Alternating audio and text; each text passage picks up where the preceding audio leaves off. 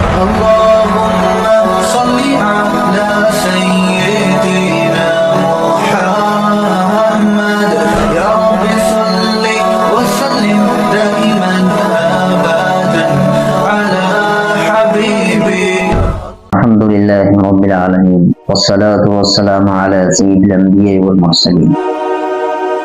میرے عزیز ساتھیوں، بے حیائی اور بے راہوری کے خلاف شادی سب سے مؤثر عمل ہے، جس کا حکم اور ترغیب قرآن پاک میں متعدد موقعوں پر دی گئی ہے، اور نبی کریم صلی اللہ علیہ وسلم نے شادی نہ کرنے والے کو سنت سے اعراض کرنے والا قرار دیا ہے.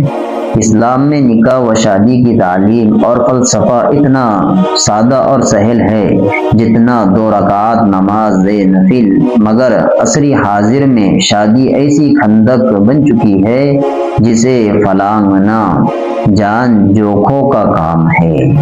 جیسے کہ جہیز کے بوجھ اور فضول اخراجات نے شادی کو صحبت کی بیڑیوں میں جکڑ دیا ہے.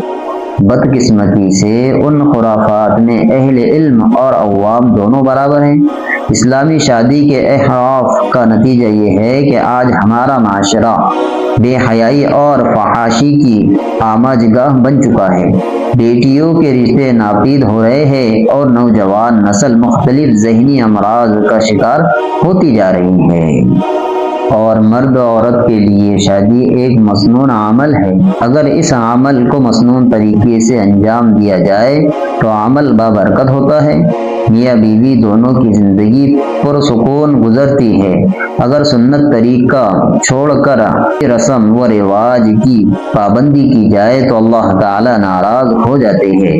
وہ شادی بے برکت ہو جاتی ہے. اس کے نتیجے میں شادی کے موقع پر لڑائی جھگڑے، شادی کے بعد میاں بیوی میں ناچاکی حتیٰ کہ طلاق کی نوبت آ جاتی ہے. اسی طرح اولاد کا نافرمان ہونا وغیرہ عذاب نازل ہوتا ہے. شادی کی خوشی بہت جلد غمی میں تبدیل ہو جاتی ہے. رسول اللہ صلی اللہ علیہ وسلم نے ازواج مطہرات اور بنات طاہرات رضی اللہ عنہن کی شادیاں بہت سادگی کے ساتھ انجام دی. اسی طرح صحابہ کرام و ائمہ دین اور صالحین رضی اللہ عنہم کی شادیاں بہت سادگی کے ساتھ انجام پاتی تھی. یہ واقعات سیرت و تاریخ کی کتابوں میں محفوظ ہے. ہمدرد ان ملت ان کی طرح کے واقعات کو کتابی شکل میں شائع فرماتے ہیں تاکہ رسول اللہ صلی اللہ علیہ وسلم کی سنت پر عمل کرنے والوں کے لیے ہدایت کا سامان ہو. شادی اور نکاح کی سادگی کو اسلامی تعلیمات کی روشنی میں بیان کیا گیا ہے اور اس میں آ جانے والی بدعات اور قرآن و حدیث کی روشنی میں نفی کی گئی ہے. کتاب کے 6 فصول میں تقسیم کیا گیا ہے. نمبر 1 رسم جہیز کی تحقیقی بحث. نمبر 2 بارات کا شرعی حکم. نمبر 3 دعوت ولیمہ کے شرعی احکام. اور نمبر 4 حق مہر کے مسائل و احکام. نمبر 5 رسمی شادی میں شرکت کی شرعی حکم. اور نمبر 6 شادی یوں بھی ہوتی ہے کہ عنوان سے ہے اور اس میں شریعت کے مطابق اور آسان طریقے پر کی گئی شادیوں کے واقعات اور ان کی برکات کو بیان کیا گیا ہے. آج کے دور میں دیکھیے ہم کہ کس طریقے پر شادی ہو رہی ہے.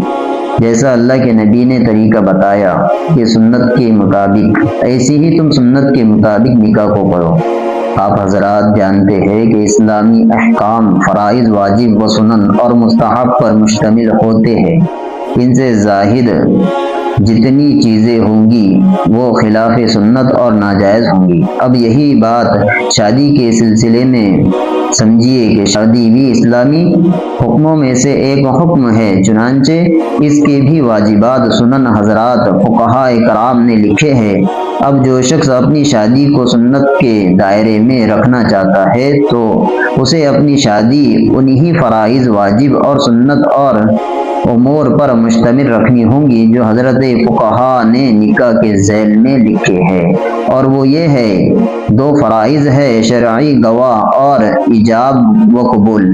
ایک واجب ہے اور حق مہر ہے کہ نمبر 1 خطبہ نکاح، نمبر 2 میٹھی چیز کا تقسیم کرنا اور نمبر 3 استطاعت ولیمہ۔ اللہ تعالی ہم تمام کو سنت کے مطابق شادی کرنے والا بنائیں اور اللہ کے احکام کے مطابق اپنی زندگی بسر کرنے والا بنائیں۔ اور جو ساتھی ہمارے چینل پہ نئے ہیں وہ ہمارے چینل کو سبسکرائب کریں اور بیل آئیکن کو دبانا نہ بھولیں، اور ویڈیو پسند آئے تو لائک کریں اور ایک پیارا سا کمنٹ کر دیں اور شیئر کر دیں۔